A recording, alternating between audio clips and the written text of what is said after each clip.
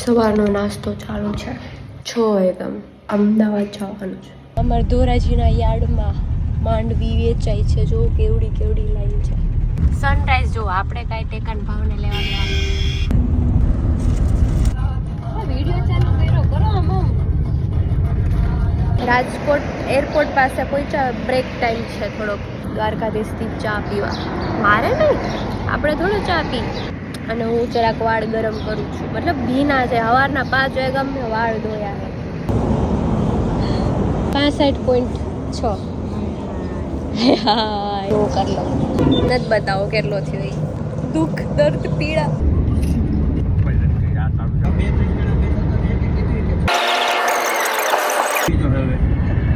પહોંચી ગયા અમદાવાદ ગામડેથી માલ લઈને કાર કરતા તો માલગાડી લાગતી હતી આ મારો રૂમ છે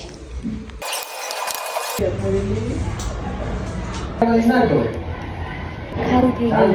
tester official taster of this home not only home સોસાયટીની મીટિંગ આજુબાજુવાળાના ઘરનું કંઈ ચાખવાનું હોય I am officially taster degree અમારી પાસે ગપગોળા છે મેનુમાં તો શું નાખવાનું છે પહેલા બેન આ રવો પલાયરો જે હમણાં જ પલાયરો અડધી કલાક જેવું થયું હશે એમાં છાશ નાખીએ હવે નાખીશું આમાં શું નાખવાનું છે પહેલા નાખીશું કાંદો મેં સુધાર્યું છે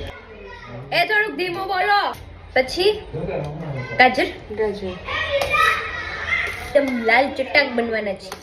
પછી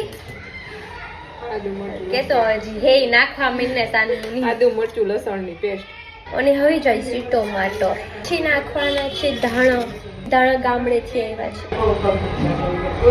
છે દહીંની ચટણી એટલે ગામડેથી આવી એમાં ધૂળ નીકળે ને તમને આવ્યું હોય એમાં ધૂળ નીકળે સમસો આપો ને તમે મને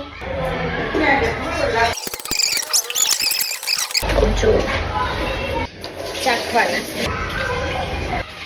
બરોબર હા મોટાના એટલા બધા ફ્લેવર આવ્યા ને ખબર જ ના પડી ગોળા ઇઝ રેડી ગોલગપ્પા કહેવાય કે ગપગોળા કહેવાય ગોલગપ્પા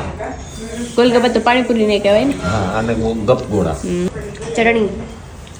છાશ ગુજરાતીઓનું એકમાત્ર ઉદ્ધાર